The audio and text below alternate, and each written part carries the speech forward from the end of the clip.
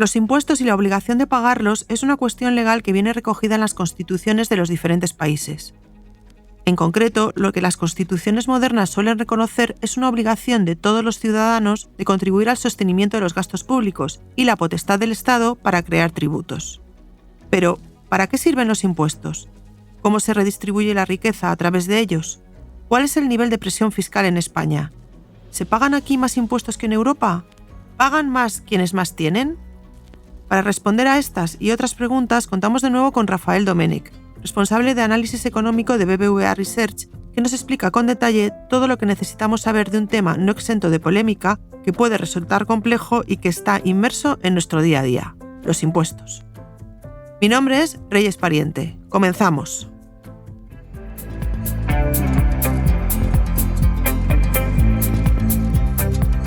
Blink, los podcasts de BBVA.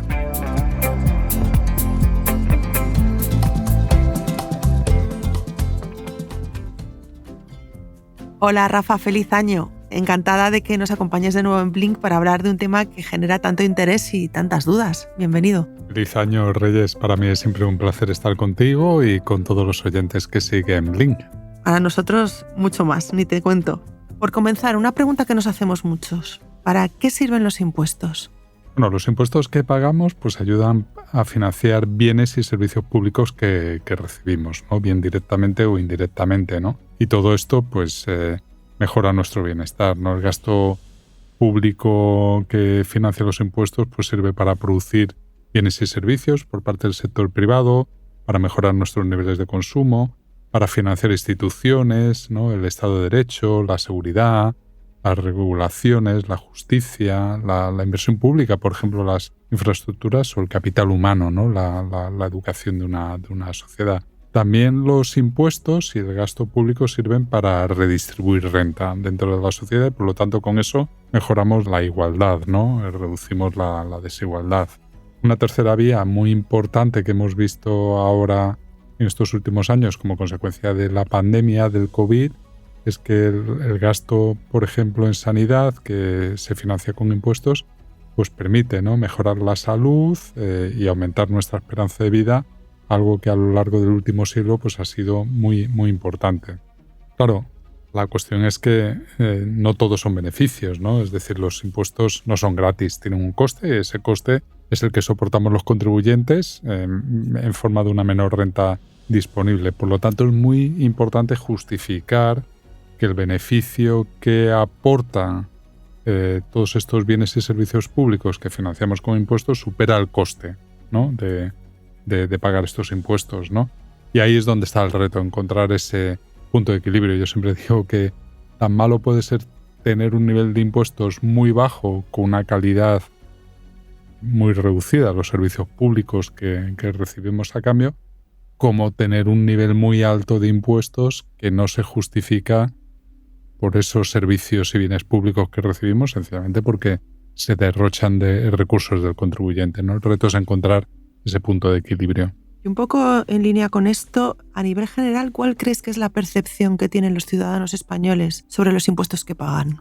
Bueno, en general, cuando hablamos de percepción estamos hablando de opiniones subjetivas, ¿no? ¿Qué es lo que nos dicen las encuestas, ¿no? Que realizan, por ejemplo, encuestas como las de el Centro de Investigaciones Sociológicas, el CIS, ¿no? En general lo que van a decirnos es que la percepción social es que se pagan muchos impuestos, ¿no? En general, esta es la percepción que tiene la mayor parte de la sociedad y que se recibe menos de lo que se aporta, ¿no? Entonces yo creo que lo importante aquí es poner, ¿no? En relación los impuestos que se pagan en relación con los servicios públicos que se reciben, y para eso es muy importante hacer pedagogía, no solo de lo que se paga, sino también de lo que se recibe a cambio. Pues si te parece, Rafa, vamos a hacer pedagogía.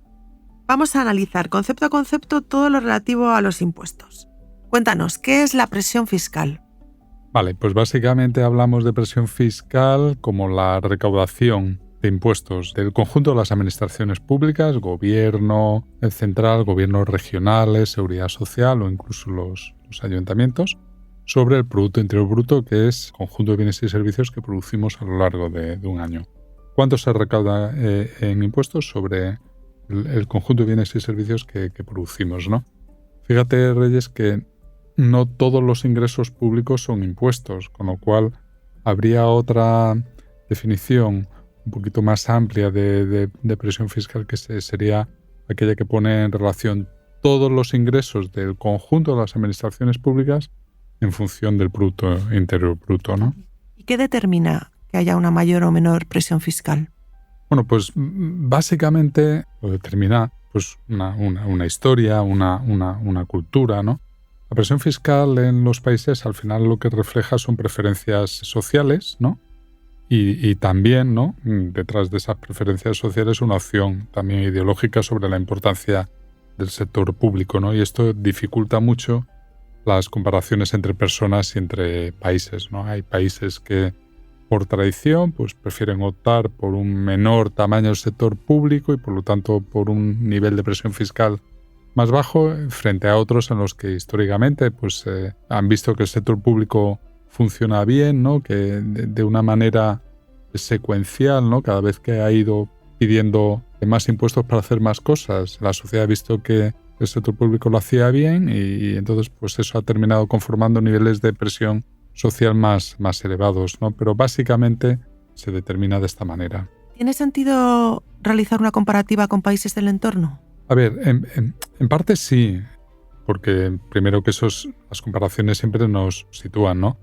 Y más en el caso concreto de España, que formamos parte de un proyecto político, económico y social con otros países como son los que forman la Unión Europea, ¿no? Por lo tanto, esa es una aspiración que tiene sentido, siempre que las preferencias sociales sean las mismas como resultado de esa cultura, de esa tradición, de esa eficiencia de las administraciones públicas. Y siempre que la valoración de los servicios públicos recibidos a cambio también O sea, claro, lo que no tiene mucho sentido es pensar de manera automática. La comparación sí que tiene sentido, pero no tiene mucho sentido es pensar que así de un día para otro, pues cualquier país que tiene un nivel de presión fiscal más bajo que los que vemos, por ejemplo, en los países del norte de Europa, estoy pensando en un país como Dinamarca, ¿no?, por ejemplo, pues que de un día para otro vayamos a esos niveles de presión fiscal, porque para eso pues se tienen que dar toda una serie de condiciones. Es una aspiración, pero para llegar a ella, ¿no?, se tienen que dar condiciones, ¿no?, una transición. Y en concreto en España, ¿cuál es el nivel de presión fiscal y cómo se compara, si se puede, con la Unión Europea? Bueno, todavía no tenemos los datos de cierre del 2022, ¿no? Los tendremos dentro de poco, por lo tanto los últimos datos que tenemos cerrados son del año 2021 y lo que es la recaudación de impuestos sobre el Producto Interior Bruto en España alcanzó el 39% del Producto Interior Bruto, ¿no? Esto es 2,7 puntos menos de lo que es el conjunto de la Unión Europea, ¿no? Que la Unión Europea es un promedio en el que los países están ponderados por su tamaño. Lo que pasa es que en la Unión Europea se da una peculiaridad y es que aquellos países que tienen un tamaño mayor suelen tener un nivel de presión fiscal más elevado, ¿no? Entonces esto genera esta paradoja, ¿no?, de que si comparamos España con el promedio de la Unión Europea estemos ligeramente por debajo en términos de presión fiscal, pero si comparamos con lo que sería la media del conjunto de los países sin ponderar, estamos ligeramente por encima, ¿no? O sea que estamos ahí a medias entre lo que sería la media de los países y el conjunto de la Unión Europea, ¿no? Y otro tanto pasa si comparamos con los países de la eurozona, ¿no? Lo que hemos visto es que la diferencia que era importante hace unos años se ha reducido muy, muy rápidamente, ¿no? Y todo parece indicar que prácticamente pues si no es en el 2022, en 2023 o en 2024, pues vamos a tener ya niveles de presión fiscal muy, muy parecidos, ¿no? Aunque, y esta es la otra cara de la moneda, nuestros niveles de renta per cápita están bastante por debajo de lo que es el promedio, ¿no?, de la Unión Europea. Y si desglosamos por tipo de imposición, ¿qué tipo de impuestos se pagan más en España? Sí, bueno, pues ya te digo, estamos ahí a medio caballo, no estamos cerca de los promedios europeos, pero sí que hay diferencias en la estructura que son bastante importantes, ¿no? Por ejemplo, nosotros en general tenemos una baja imposición sobre el consumo. El IVA es un tipo de impuesto sobre el consumo, impuestos medioambientales, En general, todo lo que es la imposición indirecta, estamos en la parte baja del conjunto de la Unión Europea. Pero, sin embargo, nuestras cotizaciones sociales son más elevadas que las del promedio europeo, ¿no? Tenemos una menor imposición también sobre el trabajo, una vez que excluimos cotizaciones sociales, y tenemos una imposición sobre el capital, ¿no? Sobre las rentas del capital, que está en promedio de la UE, ¿no? Por lo tanto, ya ves que en unos tipos de impuestos estamos por debajo, imposición sobre consumo, en otros en línea, impuestos sobre el capital, y algunos estamos por arriba, como son las cotizaciones sociales a la seguridad social. Para poder comparar la presión fiscal entre distintos países, es importante determinar los niveles de eficiencia de cada país, un poco en línea con lo que comentabas antes, ¿no? ¿A qué te refieres cuando se habla de eficiencia? Bueno, cuando hablamos de eficiencia, que nos estamos refiriendo al sector público, es cuál es la capacidad que tienen las administraciones públicas de transformar cada euro que reciben de impuestos en servicios públicos que proporcionan a los ciudadanos, ¿no? Entonces, obviamente, cuanto mayor es ese nivel de eficiencia, mayor será nuestra predisposición a pagar impuestos para recibir a cambio bienes y servicios, porque tendremos un nivel de concienciación mayor y estaremos viendo que el sector público no está malgastando el dinero de los impuestos. Y esto es fundamental, porque la evidencia empírica, porque la eficiencia de las administraciones públicas se puede medir con indicadores.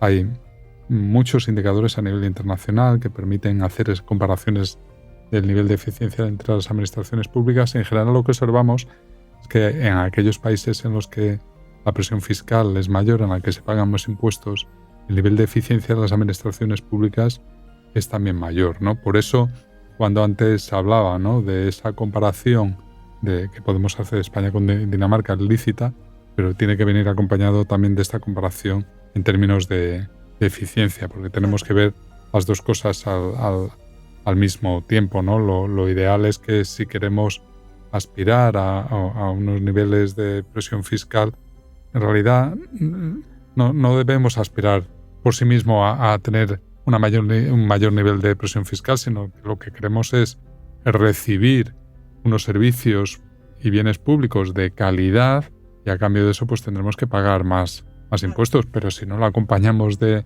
aumento en la calidad de esos servicios y bienes públicos que recibimos, pagar más impuestos pues no serviría de mucho. Efectivamente.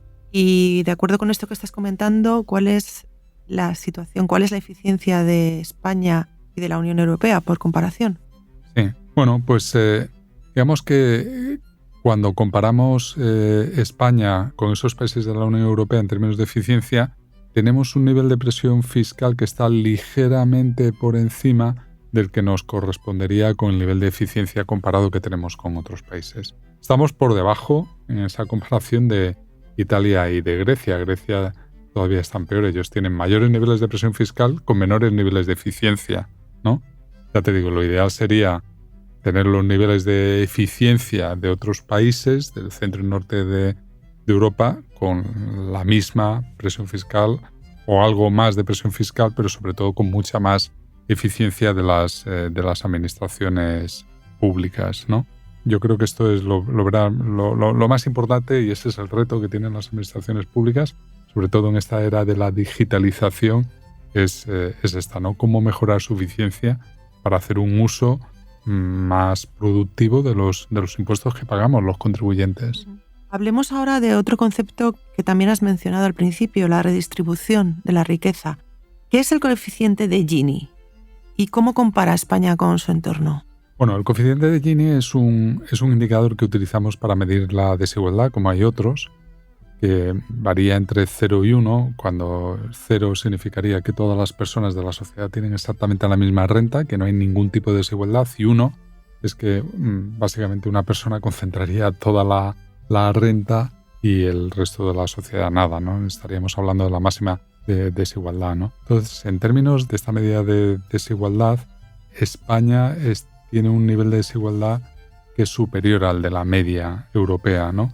Pero esa desigualdad no está debida a una menor capacidad redistributiva, ¿no?, por parte del gasto público o por parte de los impuestos, sino que básicamente proviene de que tenemos una desigualdad muy grande en términos educativos, que también luego se traslada o se intensifica a través del mercado de trabajo, y esto hace que lo que son las rentas de mercado, las rentas salariales o las rentas del capital que obtienen las personas a través de la interacción económica antes de que actúen los impuestos y el gasto público, sea mucho más desigual que otros países. Pero en términos redistributivos, fíjate que España, con un tamaño de sector público menor, consigue una redistribución similar, consigue reducir el Gini antes de impuestos y de transferencias a ese índice de Gini, de desigualdad después de impuestos y de transferencias.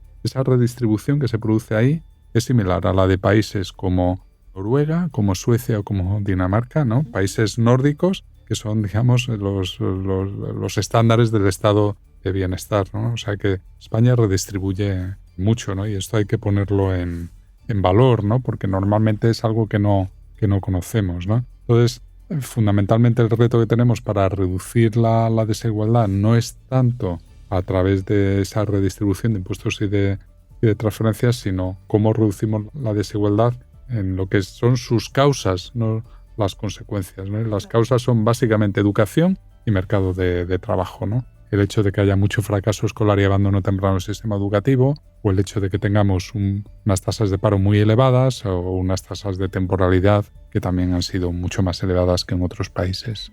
Y otro concepto que también genera dudas, la progresividad. ¿Dónde se encuentra España? Bueno, la progresividad es, fíjate que está muy relacionado con lo que acabamos de hablar. La progresividad básicamente lo que mide es qué capacidad tiene el impuesto, qué características tienen los impuestos que pagamos de hacer que aquellas personas con rentas más elevadas paguen más impuestos, ¿vale? Mi experiencia es que cuando a la opinión pública, a cualquier persona en general, se le habla de progresividad, suele pensar más en términos de proporcionalidad. ¿Y esto qué significa? Un impuesto es proporcional cuando una persona que tiene una renta que es, por ejemplo, el doble que otra, la gente piensa, bueno, pues tiene que pagar el doble de impuestos que otra. No, cuando el impuesto es progresivo significa que paga más del doble. Aunque su renta sea el doble, paga mucho más del doble. Esto es lo que ocurre con los impuestos en España, particularmente con el impuesto sobre la renta, ¿no? Y ahí nos encontramos con que España se encuentra en la escala media-alta de progresividad comparada con la Unión Europea, ¿no? Fíjate que un contribuyente español que tiene una renta que es un 167% por encima de la media, paga un impuesto sobre la renta de las personas físicas y cotizaciones sociales que son 15, casi 16 puntos más que una persona con una renta que es un 50%, que está un 50% por debajo de la media, ¿no? Solo países como Francia y Bélgica se encuentran claramente por encima en términos de progresividad, pero muchos países tan importantes como Alemania o estos nórdicos que te decía antes, Dinamarca, Noruega o Suecia, tienen niveles de progresividad inferior a los nuestros. Luego, no solo es que nuestros impuestos sean proporcionales, es que son progresivos, es decir, que a medida que aumenta la renta, los impuestos aumentan mucho más rápidamente, los impuestos que pagamos a través del IRPF que la renta. En línea con lo que estás comentando, hay una creencia generalizada, una mayoría de españoles que piensa que las grandes fortunas pagan menos impuestos. ¿Es así? Bueno, pues lo que tú dices es así, ¿no? Y por eso decía yo que hay que distinguir claramente lo que son las percepciones sociales, ¿no? Las opiniones y estas valoraciones subjetivas, ¿no? Que puede tener la opinión pública de lo que son los datos y los hechos. Y por eso decía que es muy importante hacer pedagogía, es muy importante lo que estás haciendo con este espacio de hoy, ¿no? Como te decía, los datos comparados nos indican que la progresividad está por encima de la de muchos países de la Unión Europea, ¿no? Países tan importantes como los que he mencionado antes. Indican también que los tipos marginales del IRPF, ¿no? Los tipos más altos, que pagan las rentas más altas, son superiores a la media de los países europeos y además que empiezan a operar para niveles de renta que son también más bajos que en esos países, con lo cual las rentas altas en España están pagando impuestos más elevados que en otros países más pronto, con un nivel de renta inferior al de otros países. Eso en cuanto al impuesto sobre la renta. Si nos vamos a la fiscalidad sobre la riqueza en su conjunto, ¿vale? Porque la renta es el flujo, la riqueza es lo que tenemos acumulado, ¿no? En 2020, que son los últimos datos comparados que tenemos, la fiscalidad sobre la riqueza supuso el 2,7% del conjunto del Producto Interior Bruto de España, frente al 2,3% de la Unión Europea, y España era el cuarto país con mayor fiscalidad sobre la riqueza, justo por detrás de Francia, Bélgica y Grecia, por encima del resto de los 23 restantes países de la Unión Europea, ¿no? Yo creo que es importante dar a conocer, ¿no? Y poner en valor estos datos precisamente para eso, para valorar lo que tenemos, ¿no? De que nuestro sistema fiscal pues ya redistribuye bastante, ¿no? Como todo es mejorable, ¿no? Seguramente, ¿no? Y ahí tenemos muchos informes de expertos, ¿no? Que se han ido haciendo en los últimos años precisamente para mejorar el sistema fiscal, pero empecemos por poner en valor lo que ya tenemos, ¿no? Sin duda.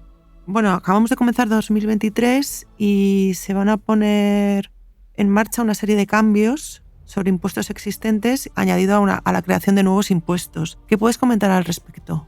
Bueno, pues efectivamente lo que hemos visto es que el año 2023 pues, ha incorporado estos cambios en impuestos existentes. Ha habido aumentos de cotizaciones sociales, impuestos que se han puesto en marcha, ¿no? Impuestos sobre los ingresos del sector bancario, sobre el sector energético, etcétera, ¿no? Es decir, que ha habido mucho cambio normativo de los impuestos, pero la verdad es que un poco para mi sorpresa se ha hecho al margen del informe de la Comisión de Expertos para la Reforma Tributaria que se encargó en el año 2021 y que se presentó a comienzos del 2022, ¿no? Este informe ofrecía pues, una visión más integral y alejada, en este caso, del oportunismo político con el que a veces se tratan de hacer todas estas modificaciones en los impuestos existentes o la creación de estos nuevos impuestos, ¿no?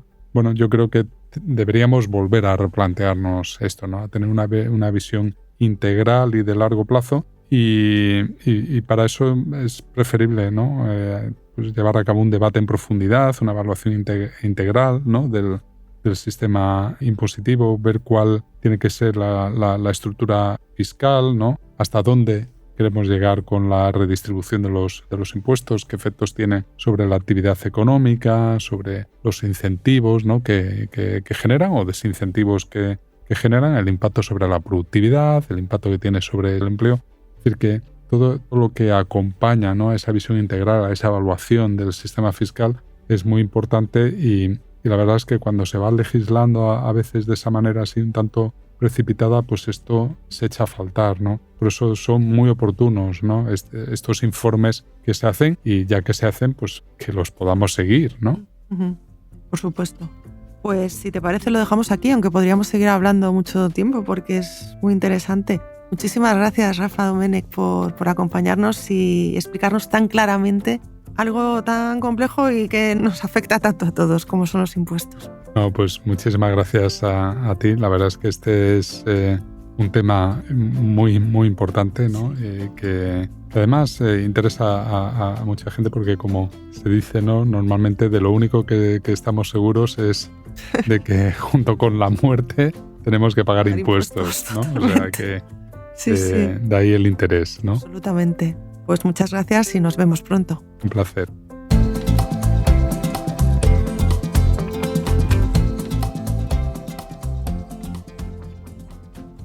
Lo dejamos aquí por hoy. Si te ha gustado este capítulo, te animamos a suscribirte y recomendar Blink en tu plataforma de podcast preferida, en redes sociales y, cómo no, a tus amigos. La semana que viene volvemos con un nuevo episodio en el que te hablaremos de más temas de actualidad relacionados con la economía, el mundo digital y la sostenibilidad. ¡Te esperamos!